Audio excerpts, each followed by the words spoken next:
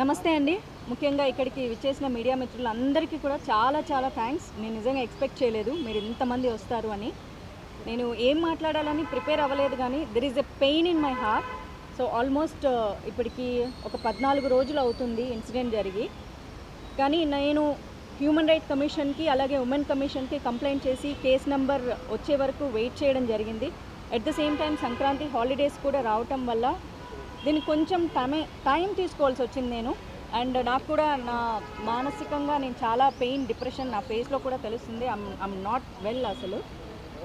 ఇప్పటికీ నాకు సమయం దొరికింది. At the same time cinema వాళ్ళంటే ఒక రకంగా అంటే నేను ఆ పదం ఇప్పుడు నేను మీ ముందు యూజ్ చేయలేను కానీ జేసీ ప్రభాకర్ రెడ్డి ఒక సీనియర్ పాలిటీషియన్. ఆయన ప్రస్తుతం అలయన్స్ ప్రభుత్వంలో ఉన్నారు. గతంలో మాజీ ఎమ్మెల్యేగా కూడా చేశారు. ప్రస్తుతానికి వాళ్ళ కొడుకు తాడిపత్రి ఎమ్మెల్యేగా చేస్తున్నారు.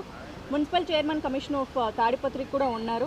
సో వారు నా మీద అనవసరమైన వ్యాఖ్యలు చేశారు. మహిళల సంరక్షణ కోసం నేను మాట్లాడడం మాత్రమే జరిగింది తప్ప నేను ఎవ్వరి పేర్లు కూడా మెన్షన్ చేయలేదు. ఎప్పట్లాగే సోషల్ అవేర్నెస్ కోసం నేను వీడియోస్ చేస్తూ ఉంటా.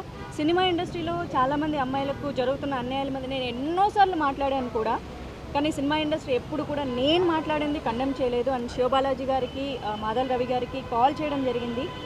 సినిమా ఇండస్ట్రీ అమ్మాయిని అయినందుకు నన్ను పని కట్టుకొని ఇలా అన్నారు. సినిమా షూటింగ్స్లో పూలు చల్లుకోవడం వల్ల వాళ్ళు నేకెడ్గా ఉంటారు అన్న ఒక విషయాన్ని కూడా ఆయన ప్రస్తావించి బాడీ షేమింగ్ చేయడం కానీ, సినిమా క్రియేటివిటీని కించపరచడం కానీ, లేకపోతే సినిమా వాళ్ళు అంటే ఒకసారి సినిమా చేసి మానేస్తే లేకపోతే సినిమాలు చెయ్యాలంటే కూడా వాళ్ళు ప్రాస్టిట్యూషన్ కిందే లెక్క కడతారు, లేకపోతే వాళ్ళు అదే చేసి బతుకుతుంటారు, బ్రతుకుదెరుకు వాళ్ళకి అదే బ్రతుకుదెరు అని ఆయన పదే పదే మాట్లాడడం. క్షమాపణ 2 రోజుల తర్వాత చెప్పినా సేమ్ ఇష్యూ మళ్ళీ చెప్పారు. వాళ్ళు ఏదో బతుకుదెరువు కోసం చేసుకుంటూ ఉంటారు కానీ నేను అనకూడదు. సో సినిమా వాళ్ళంటే ఇంకా బతకడానికి ఇంకా వేరే పని ఏం లేదు. నా పాటికి నేను సినిమా ఇండస్ట్రీలో ఈ మధ్యకాలంలో సినిమాలు చేయట్లేదు. నేను బెంగళూరులో జాబ్ చేసుకుంటూ అక్కడ బ్రతుకుతూ ఉంటే నన్ను పుల్ చేసి ఇలాంటి మాటలు మాట్లాడడం నాకు చాలా చాలా బాధ కలిగించింది.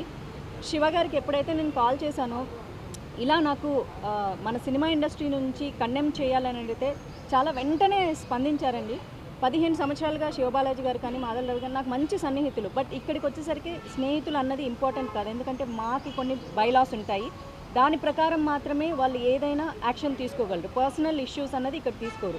ఇది సినిమా ఇండస్ట్రీకి సంబంధించింది. నేను ఇక్కడ సినిమాలు చేశాను కాబట్టి దానికి ఏం కావాలని మొత్తం ఆయన స్టోరీ విన్న తర్వాత హీ సెడ్ ఓకే, ఇది తప్పకుండా నేను రిసీవ్ చేసుకుంటానని చెప్పారు. థ్యాంక్ యూ శివ గారు, థ్యాంక్ యూ సో మచ్. అలాగే మంచు విష్ణు గారితో కూడా మాట్లాడడం జరిగింది. హీ సెడ్ ఓకే అని చెప్పారంట. వెంటనే రెస్పాండ్ అయ్యారు. వితిన్ సెకండ్స్లో రెస్పాండ్ అయ్యారు. చాలా చాలా థ్యాంక్స్. ఎందుకంటే నేను ఈ విషయంలో నిజంగా థ్యాంక్ యూ చెప్పుకోవాలి. రవి గారు థ్యాంక్ యూ అండి. బికాజ్ నేను చాలాసార్లు సినిమా ఇండస్ట్రీ మీద ఎన్నో విషయాల మీద నేను చాలా హార్ష్గా మాట్లాడడం కూడా జరిగింది. కాకపోతే ఇండస్ట్రీ ఒక్కటే అనుకుంది, మాధవి ఎప్పుడు మాట్లాడినా కఠినంగా మాట్లాడుతుందేమో కానీ బట్ రైట్ టాపిక్ మాట్లాడుతుంది మా అమ్మాయి అనుకున్నారు. అందుకే ఈరోజు మా అసోసియేషన్ కూడా స్పందించింది. నేను నిజంగా మనస్ఫూర్తిగా థ్యాంక్ యూ చెప్తున్నాను. ఎందుకంటే మాధవీలత అనే అమ్మాయి ప్రజలకు తెలిసింది సినిమా ఇండస్ట్రీ ద్వారానే. ఆ రెస్పెక్ట్ నాకు ఎప్పుడు ఉంటుంది. ఈ రోజుకి నేను ఈవెంట్లు చేయగలుగుతున్నా, డిజిటల్ యాడ్స్ చేయగలుగుతున్నా కేవలం సినిమా ఇండస్ట్రీ వల్లే. నాకు మనీ వస్తుంది, నేను బతుకుతున్నాను. జాబ్ ఉన్నా ఇది కూడా నాకు బ్రతుకు తెరువుకు నాకు చాలా అవసరం అవుతుంది. ఇలాంటి రంగంలో నేనున్నందుకు ఎప్పుడు నేను ప్రౌడ్ ఫీల్ అవుతాను. రంగులేసుకునే వాళ్ళని అవమానిస్తున్నా సరే మేము ఇంకా వేరే రంగాల్లోకి వెళ్ళి పాలిటిక్స్లోకి వెళ్ళాను. పాలిటిక్స్లోకి వెళ్ళింది సినిమా రంగం ఇచ్చిన గుర్తింపు నాకు ఇంకా ఎక్కువ గుర్తింపు తీసుకొచ్చింది. ఈరోజు ఇంతమంది మీడియా మిత్రులు వచ్చినా లేకపోతే అలాంటి సీనియర్ పొలిటీషియన్స్ కామెంట్ చేస్తున్నారన్నా నాకంటూ ఒక గుర్తింపు ఉండడం వల్లే.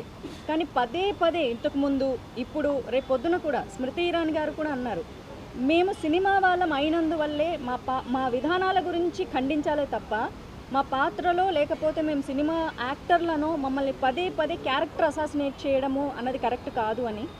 సో ఇంతకంటే నేను ఏం మాట్లాడలేకపోతున్నాను. Because still there is a pain. నేను ఎమోషన్ అవుతూనే ఉన్నాను. ఏడ్చి పెడితే నేను చాలా వీకర్ అనుకున్నా. I'm not weaker, I'm a fighter. నేను ఫైట్ చేస్తాను. మొదటగా నన్ను సినిమా అమ్మాయిగా నన్ను ఖండించారు, బూతులు మాట్లాడారు కాబట్టి నేను ఫస్ట్ నా మొదటి అడుగు ఏం చేస్తాను అన్నది ఖచ్చితంగా నేను మీడియాకి ఇన్ఫామ్ చేస్తాను. I fight for justice. నాకు ఇలాంటి మాటలు నన్నే కాదు ఫర్దర్గా ఏ అమ్మాయిని కూడా సినిమా ఇండస్ట్రీలో బయటికి వెళ్ళి పని చేసుకోవడానికి మాకంటూ గౌరవం కావాలన్నదే నా ముఖ్య ఉద్దేశం. అంతకంటే ఇంకేమీ లేదు. Thank you. మాధవీలత గారు ఇప్పుడు ఈ సిచ్యువేషన్లో ఏం ఫేస్ చేస్తున్నారో వెరీ సారీ ఫర్ దట్. ఎందుకంటే ఒక మారల్ సపోర్ట్గా చెప్పగలుగుతాం తప్ప తన తన ఫీలింగ్స్ని అంటే ఎలా సాటిస్ఫై చేయాలో అర్థం కావట్లేదు. But what ever she's facing and what ever she's said ఇప్పుడు మీ అందరి ముందు చెప్పింది. తను ఆల్మోస్ట్ 2 డేస్గా నాకు చెప్తూనే ఉన్నారు. అండ్ ఎంత పెయిన్ ఉంది అనేది ఉండండి చేతిలో ఉండండి. ఎంత పెయిన్ అనేది యాజ్ మనందరికీ సిస్టర్స్ ఉన్నారు, మదర్స్ ఉన్నారు, 100% మదర్స్ ఉండాలి. నో ఒక లేడీ ఇంట్లో ఎలా ఫీల్ అవుతే ఎలా ఉంటుంది పెయిన్ అనేది. సో ద సేమ్ థింగ్ నేను మాధవీలత చెప్పినప్పుడు అదే ఫీల్ అయ్యాను నేను. అండ్ ఇట్స్ ఇస్ అన్ఫార్చునేట్ ఇలా పెద్దోళ్ళు ఎంతో ఎక్స్పీరియన్స్ ఉండేవాళ్ళు ఇలాంటి మాటలు మాట్లాడటం అసలు ఏమీ తెలియకుండా. బేసిక్గా వచ్చేసి మీరు ఒక పోస్టర్ చూసి మాట్లాడుతున్నారు, బట్ ఆ పోస్టర్ అనేది దాని వెనక క్రియేటివిటీ ఉందండి. అది అలా ఉండదు జనరల్గా. మేబీ అది మీకు ఐడియా లేకుండా మనం చెప్పేస్తున్నారేమో. It's all creativity. ఇప్పుడు ఏదైనా ఒక పోస్టర్లో కానీ లేకపోతే ఒక ఫేస్ ఇంట్లో స్కార్స్ కానీ అది నిజంగా ఉండవు, అవన్నీ మేడప్ అవి. సో ఫస్ట్ బేసిక్గా నేను ఎక్కువ డీటెయిలింగ్ వెళ్ళట్లేదు, ఎందుకంటే నిజంగా కొన్ని మనం మాట్లాడి కూడా చాలామంది పిల్లలు కూడా చూస్తుంటారు ఛానల్స్ని. సో నేను కొంచెం లిమిటెడ్గా మాట్లాడుతున్నాను. అండ్ నాకు ఎప్పుడు అనిపిస్తుంది ప్రతి ఒక్కసారి పొలిటీషియన్స్ డిఫరెంట్ పార్టీస్ ఉన్నాయి, మీరు ఒకరు వచ్చేసి అట్ లాస్ట్ మీరు జనాల కోసమే మాట్లాడతారు అంటారు, కానీ ఎక్కువగా వెళ్ళిపోయి పర్సనల్ లైఫ్కి వచ్చేస్తున్నారు. అదేంటో తెలియట్లేదు. అది నాకు తెలిసి 12 yearsగా స్టార్ట్ అయింది. అది ఎక్కువ పర్సనల్ అటాక్స్కి వెళ్ళిపోతున్నారు అండ్ సినిమా ఇండస్ట్రీకి మీదకి వచ్చేస్తున్నారు. బేసిక్గా నేను ఒకటి ఎప్పుడు ఏమనిపిస్తుంది అంటే మా ఆర్టిస్టుల గురించి మాట్లాడేటప్పుడు, అంటే మా ఆర్టిస్టు పాలిటిక్స్ ఫీల్డ్ ఎంటర్ అయినప్పుడు వాళ్ళ గురించి మాట్లాడేటప్పుడు ఎంతోమంది ఆర్టిస్టు పొలిటీషియన్స్ అయ్యారు, బట్ ఒక పొలిటీషియను నోన్ ఆర్టిస్ట్గా అవ్వాల. సో మా ఇండస్ట్రీ ఇంకా టఫ్ మీ పాలిటీషియన్స్కి ఇక్కడ, ఎందుకంటే ఒకరు తిట్టేస్తే పాలిటిక్స్ అయిపోతుంది. అది దట్స్ పాలిటిక్స్ ఈ రోజుల్లో. నిజంగా జరుగుతుందా, వర్క్ జరుగుతుందా, లేకపోతే వచ్చేసి మా జనాలకి మనుషులు జరుగుతుందని పక్కన పెట్టేస్తే ఒకరు తిట్టుకోవటం మాత్రం ఎక్కువ అయిపోతుంది ఆన్ కెమెరా. సో బేసిక్గా మాకు కెమెరా ముందు నటించడం వచ్చు, బట్ జనరల్గా వచ్చేసి బయటగా నటించడం అనేది మీ దగ్గర నుంచి నేర్చుకోవాలి మేము. సో ప్లీజ్ మా జోలికి రావద్దు, మిమ్మల్ని రిక్వెస్ట్ చేసుకున్నాను అంతే. మీకు పార్టీ రకంగా లేకపోతే పాలిటిక్స్ రకంగా మీరు ఏమైనా మాట్లాడుకోండి, కానీ ఇండస్ట్రీని లాగొద్దు. దీంట్లో ఇండస్ట్రీ అమ్మాయిల్ని ప్లీజ్ లాగొద్దు. బికాస్ బతుకుతారో ఏమో అంటున్నారు, కానీ వాళ్ళు నిజంగా వచ్చేసి ఎంతో పెయిన్ఫుల్గా ఇండస్ట్రీలో లోపల వచ్చి ఆ తెర మీద వాళ్ళ ఫేస్ రావాలంటే దాని మీద ఎంతో కష్టం ఉంటుంది, డెడికేషన్ ఉంటుంది. అంత ఈజీ కాదు. సేమ్ మొగాలు కూడా అంతే.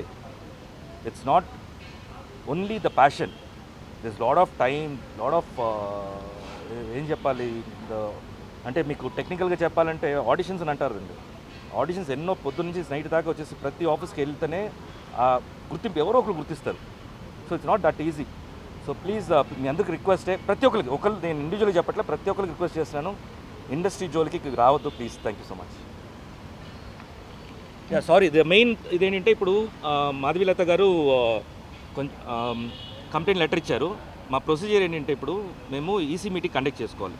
సో ఈసీ మీటింగ్ ఇది ఎమర్జెన్సీ కాబట్టి మేము ఒక ఈసీ మీటింగ్ కండక్ట్ చేసుకొని విష్ణు గారు మేము కమిటీ మెంబర్స్ అందరూ కూర్చొని మాట్లాడుకొని దీన్ని మాకు ఈవెన్ ఈ కమిటీ ఉంది, మాకు వచ్చేసి డిసిప్లినరీ కమిటీ ఉంది. డిసిప్లినరీ కమిటీ వాళ్ళ ఒపీనియన్ కూడా తీసుకొని మేము ముందుకు వస్తాం. Thank you. అందరికీ నమస్కారం. నాకు 3 రోజుల క్రితం మాధవీలత గారు ఫోన్ చేయటం జరిగింది. అలాగే శివబాలాజీ గారు కూడా ఫోన్ చేసి చెప్పారు ఇలా మాధవీలత గారిపై జరిగిన ఇన్సిడెంట్ పైన. దానిపై మంచు విష్ణు గారితో కూడా మాట్లాడటం జరిగింది.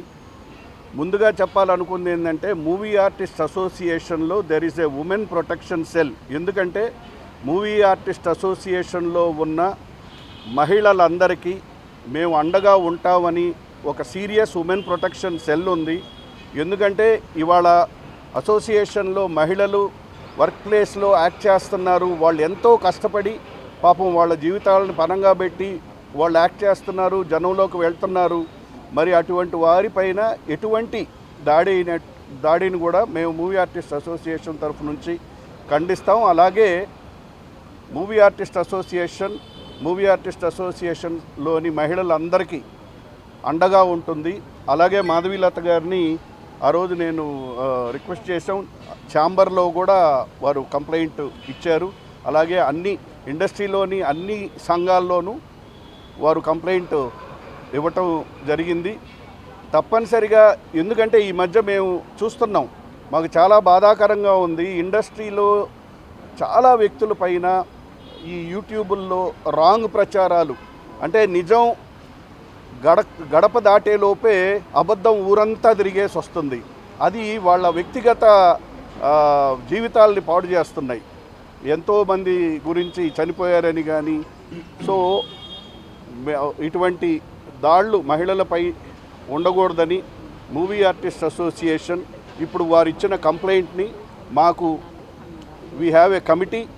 ఈ కమిటీలో మొత్తం committee members, office bearers, committee members అందరూ చర్చించి దీనిపైన the entire committee will take a decision and we all say that we will stand by all the woman in movie artist association. And మీరేం కంగారు పడద్దమ్మా, there is a woman protection cell not only in movie artist association but the industry, film industry as a movie artist industry as a woman protection cell. So తప్పనిసరిగా ఇండస్ట్రీలో కష్టపడే మహిళలకి అండగా ఉంటారని చెప్తూ సెలవు తీసుకుంటాను. ధైర్యాన్ని చెప్తున్నాను నేను. మా అసోసియేషన్ స్థాపించబడింది ఆడ కళాకారులైనా మగ కళాకారులైనా ఎవరైనా సరే మాలో ఉన్న సభ్యులకు ఎప్పటికీ మేము అండగా ఉంటూ వాళ్లకు ధైర్యాన్ని చెప్తూ ముందుకు వస్తాం. ఇకపోతే బయట పెద్ద నాయకులు వాళ్ళు వీళ్ళు కళాకారులను కించపరిచే విధంగా, ముఖ్యంగా ఆడ కళాకారులను కించపరిచే విధంగా ఏదేదో దుర్భాషలు ఆడుతున్నారు. మీకు ఫ్యామిలీ ఉంది, పిల్లలు ఉన్నారు, వాళ్లకు ఫ్యామిలీ ఉంది, పిల్లలు ఉన్నారు. మీరు ఒక మాట నవ్వుతూ అన్నా అది ఒక అద్దం లాంటి ఆ మనసు మీద రాయి వేసినట్టుగా ఉంటుంది. గుర్తించుకొని మాట్లాడండి. ఏదో మాట్లాడేద్దాము, మనకన్నా చిన్నవాళ్ళు, ఆడవాళ్ళు, సినిమా వాళ్ళని తక్కువ చేయకండి. సినిమా వాళ్ళు సీఎం అయ్యారు, జయలలిత గారు ఎంపీ అయ్యారు, జమున గారు లేడీసు, అన్న నందమూరి తారక రామారావు గారు 9 నెలలలో తెలుగు మొత్తం 2 రాష్ట్రాలు తిరిగి ఆంధ్రప్రదేశ్లో 105 సీట్లతో మునగాడుగా 9 నెలల్లో సీఎంగా ప్రమాణ స్వీకారం చేశారు. అలాంటి మహానటులు ఉన్న ఇండస్ట్రీ ఇది. మీరు, నేను అనొచ్చు మిమ్మల్ని, కానీ మేము అనము. మీరు ఒక మంచి మార్గంలో నడవండి, మంచిగా చూడండి. మన శివబాలాజీ గారు చెప్పినట్టు రాజకీయ నాయకులు సినిమా యాక్టర్లు కాలేరు. సినిమా యాక్టర్లు రాజకీయ నాయకులై దేశాన్ని ఏలుతారు. ఇప్పుడు ఏలే వాళ్ళలో చాలామంది మన సినిమా ఆర్టిస్టులు, హీరోలు, పవర్ స్టార్లు, సూపర్ స్టార్లు ఉన్నారు. అది గుర్తుపెట్టుకోండి. మీరు మాట్లాడి గెలక్కండి ఆర్టిస్టులను. దయచేసి మీరు ఏదైనా మాటలంటే వాటిని రివర్స్ తీసుకొని క్షమాపణ కోరుకోండి. లేదా మేము ముందుకు వస్తూనే ఉంటాము. రేపు పొద్దున మీటింగ్లో ఇవన్నీ పెట్టి ఎవరితో ఏం మాట్లాడాలో, ఏ విధంగా ముందుకు పోవాలో మేము ఆలోచిస్తాం మా కమిటీ ద్వారా. మాధవీలత గారు, तुम संघर्ष करो, हम तुम्हारे साथ है, सारी इंडस्ट्री तुम्हारे साथ चलेगी. हम आपके भाइया है, आपके मदद करने वालों में से है. जिसको बोले उसको आके दो मुँह में वो बकते रहे అంటే ఏది నోటికి వస్తే అది మాట్లాడుతున్నారు. అది తప్పు తప్పు తప్పు. ఇది పద్ధతి కాదు. ప్రపంచవ్యాప్తంగా మన తెలుగువాడు ఉన్నాడని చెప్పిన వ్యక్తి అన్న నందమూరి తారక రామారావు. ఆ తెలుగువాడే ఇంకో తెలుగు వాళ్ళని కించపరిచే విధంగా మాట్లాడితే ఇక బాగుండదు. అది ఇంకా మేము ఎన్నో మాట్లాడవచ్చు, కానీ మీరు పెద్దలన్న గౌరవంతో మేము మీకు వాల్యూ ఇస్తున్నాము. అది కాపాడుకోండి అన్న వాళ్ళే కానీ ఇంకా ఎవరైనా కానీ. నమస్తే, థ్యాంక్ యూ. ఆయన క్షమాపణ ఎలా చెప్పారంటే ఎగ్జాక్ట్గా మీరు మళ్ళీ వీడియో చూడండి. నేను తప్పు చేయలేదు, నేను తప్పు మాట్లాడలేదు, కానీ తప్పు చేశాను అంటున్నారు కాబట్టి మై అపాలజీస్ టు హర్. పాపం ఆ పిల్లని అనాల్సిన పని ఏంటి? అంత పాపం నేనేం కాదు. అయ్యో పాపం అనేంత స్థితిలో కూడా నేను లేను. At the same time he used one more, వాళ్ళు ఏదో బతుకుదెరువు కోసం చేసుకుంటూ ఉంటారు, అయినా నేను అనకూడదు. సో బతుకుదెరువు కోసం నేనైతే జాబ్ చేసుకుంటున్నాను, మీ జాబ్ మీరు చేసుకుంటున్నారు. బట్ ఆయన పాయింట్ ఆఫ్ వ్యూలో బతుకుదెరువు కోసం ఇంకొకటి చేసుకుంటున్నారు. ఓకే, దాన్ని కూడా మాట్లాడతా. యాజ్ పర్ ఇండియన్ కాన్స్టిట్యూషన్ విమెన్కి ఏమిచ్చింది? ఆమెను ప్రాస్టిట్యూట్ అని కూడా అనకూడదు. She is having her own dignity and her own character, her own thought process. ఆమెను కూడా మీరు కించపరచకూడదు. మహిళ ఎవరైనా మహిళే. మీ జీవితాల్లోకి వచ్చి నాశనం చేయనంత వరకు ఆమెకు, ఆమె డిగ్నిటీకి మీరు రెస్పెక్ట్ ఇచ్చి తీరాలి. కాబట్టి ఆయన అపాలజీస్ని నేను యాక్సెప్ట్ చేయట్లేదని నా సోషల్ మీడియా ద్వారా నేను తెలిపాను. Because I'm deeply hurt. So ఒక సారీ చెప్పేసేస్తే అది పోయేది కాదు. నాకు జస్టిస్ కావాలి, నేను లీగల్గా పోరాడతా. అందుకే నా మొదటి అడుగు విత్ యాక్షన్ పరంగా మా ఛాంబర్ నుంచి మొదలుపెట్టి. ఎందుకంటే నేను సినిమా అమ్మాయినని నన్ను తిట్టారు కాబట్టి. అంతేకాదు, సారీ చెబుతూ కూడా he mention that word. That's very very wrong. అది ఒక పెద్ద మనిషి అయ్యండి. నేను నెక్స్ట్ ఇది మొదటి అడుగు అన్నాను కదండి, దాని తర్వాత ఖచ్చితంగా ఉంటుంది. చర్యలు లీగల్గా తీసుకోవాలండి. నేనేం చర్యలు తీసుకోను. లీగల్గా నేను ఖచ్చితంగా ప్రొసీడ్ అవుతా. మొట్టమొదటిగా నేను మీడియాకి ఇన్ఫామ్ చేస్తాను. అందుకే మొదటగా నేను ఇప్పుడు చెప్తున్నాను, మహిళా కమిషన్కి నేను మొట్టమొదటిగా కంప్లైంట్ ఇవ్వడం జరిగింది. తర్వాత హ్యూమన్ రైట్స్ కమిషన్ కూడా, because I'm hurt and I'm threatened. So వాళ్ళిద్దరికి ఇచ్చా. కేస్ నెంబర్స్ కూడా ఫైల్ అయ్యాయి, నా దగ్గర ఉన్నాయి, మీకు ఇస్తాను. దెన్ విత్ యాక్షన్స్ పరంగా నేను మా అసోసియేషన్కి రావడం జరిగింది. మా అసోసియేషన్ని బ్లేమ్ చేయలేదండి. తను ఇలా కంప్లైంట్ ఇచ్చాము, వై నాట్ యాక్షన్ అనేసి ఏదో పెడుతున్నారు వాళ్ళు. దాంట్లో క్లారిటీ లేదు. మీరు వచ్చి మా దగ్గర క్లియర్గా కూర్చొని మాట్లాడితే తప్ప నాకు ఆ ఇష్యూ గురించి ఏంటి తెలీదు. మీరు చెప్పారు కదా అసలు లేదు మా టర్మ్లో లేదు. సో ఇట్స్ ప్యూర్లీ ఎలిగేషన్ కదా, ఫాల్స్ అన్నట్టే కదా. అది మేము సీరియస్గా తీసుకోవట్లేదు. వేరే వేరే పనులు ఇప్పుడు డైరెక్ట్గా వచ్చేసి ఇప్పుడు మాధవీలత గారు వచ్చారు కాబట్టి ఇది ఒక ఇష్యూ. ఇంకా లేని ఇష్యూస్ ఉన్నాయి, వాటి మీద కాన్సన్ట్రేట్ చేస్తున్నాం. ఇప్పుడు లేని దాన్ని మేమే వెతుక్కొని వెళ్ళి మా మీద కంప్లైంట్ వేస్తారు, మేము మీద కంప్లైంట్ వేస్తాం. మీరే చెప్పారు కదా, నేను చెప్పానండి. మళ్ళీ చెప్పాలంటే మళ్ళీ చెప్తాను. నేను ఎప్పుడు ఇవ్వలేదు, మాకు కంప్లైంట్ ఇవ్వలేదు. మాధవీలత గారు ఇలా ఇచ్చారండి, అలా పూనం కౌర్ గారు ఇచ్చి దీనికోసం మాట్లాడాలి. ఆవిడే మాట్లాడుకుంటుంది. అది తను ఇప్పుడు అడ్రస్ చేసింది వచ్చేసి as an industry woman. So దానికి మేము సపోర్ట్, అందుకనే మేము వచ్చేసి ఈసీ మీటింగ్ పెట్టి మాట్లాడాలనుకుంటున్నాము.